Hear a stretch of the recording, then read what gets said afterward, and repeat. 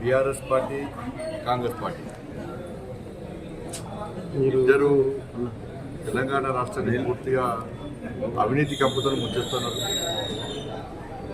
దీని గురించి ప్రజలను కాపాడాల్సిన బాధ్యత భారతీయ జనతా పార్టీ.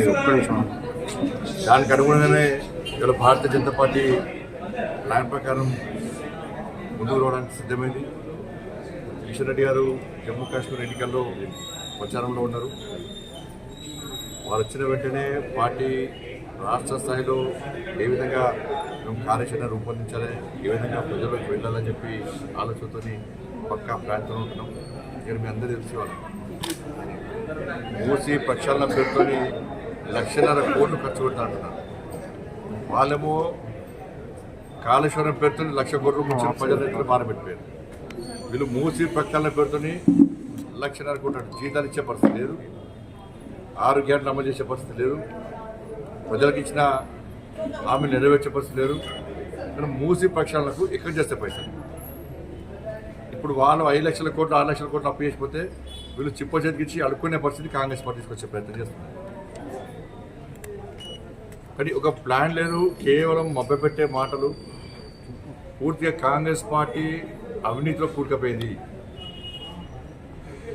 కాంగ్రెస్ పార్టీ మొత్తం అవినీతిలో కూరుకుపోయింది.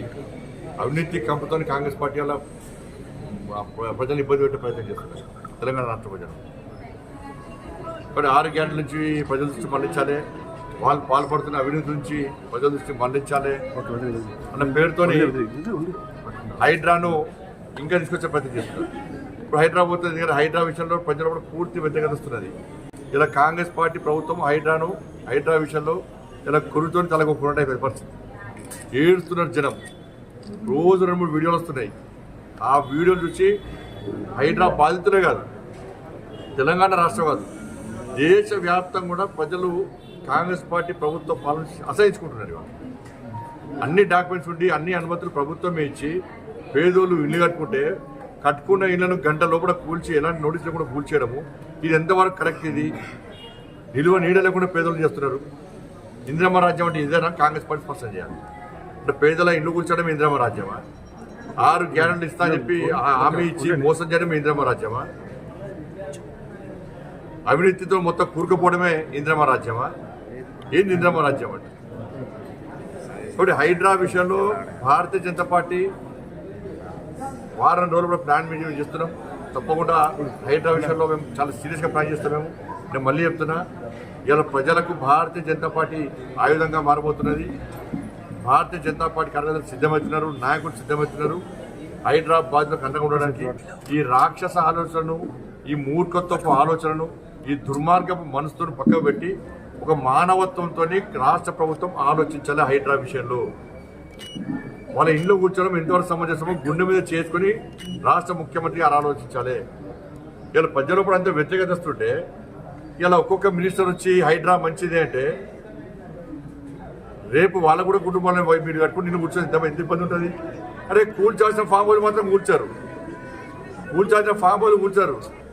మేమనుకున్నాం హైడ్రా ఒక మంచి ఆలోచన ఉంది కదా, అరే మంచి ప్లాన్తో ప్రభుత్వం ఉన్నట్టున్నది, ఏం చెడు ఆలోచన ఏం లేనట్టుందో మేము అనుకున్నాం.